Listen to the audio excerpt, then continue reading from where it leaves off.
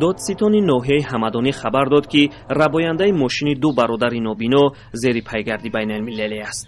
این شخص امید کمالوف ساکن 39 ساله واسه ماشین را برده و 56,000 سومانی پول آن را به نابینایان نداده است.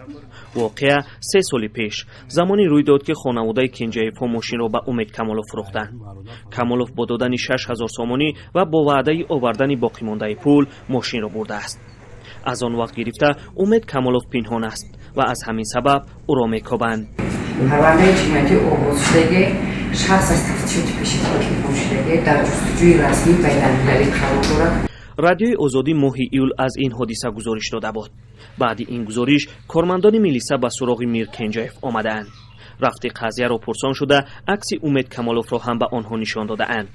این خانواده میگوید که در اول خرسند شدند که حق به حقدار میرسد. او میگوید که خاموشی طولانی میلیسا ها حالا آنها را ناامید کرده است.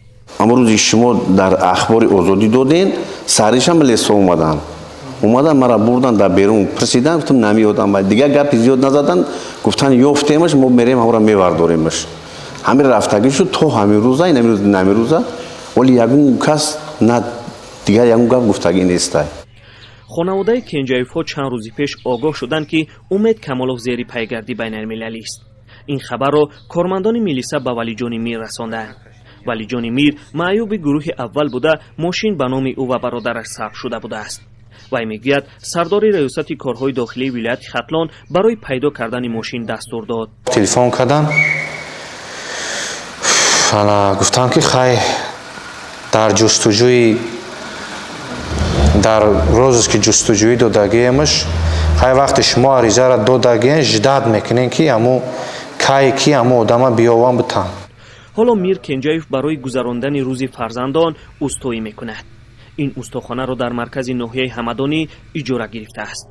او میگوید که ولیجان خورشید نفقه ناچیز میگیرد، باید آنها را خوراند. همسران ولیجان خورشید هم مثل خودشان نابینا است. با گفته میر او روزگاری 4 معیوب را پیش میبرد. ولیجان هم بعد تویش تا حال از سر نفقه‌اش قرض بانک میدهد. آنها ماشین را برای آن فروخته بودند که خرج عروسی را پردازند. حالا خانواده کنجایف‌ها از ساکنان خواهش دارند که در پیدا کردن امید کمالوف کمکشان کند. با گفته آنها با گرفتن پول ماشین قرض بانک را خواهند کند و روزگاری 4 معیوب خانه‌شان را بهتر خواهند کرد. این آرزویی است که میر کنجایف 3 سال باز آن را انتظار است و میگوید که تا حق به حقدار نرسد از شکایتش دست نخواهد کشید. محمود جان احمدزاده، آزادی، ناحیه همدانی.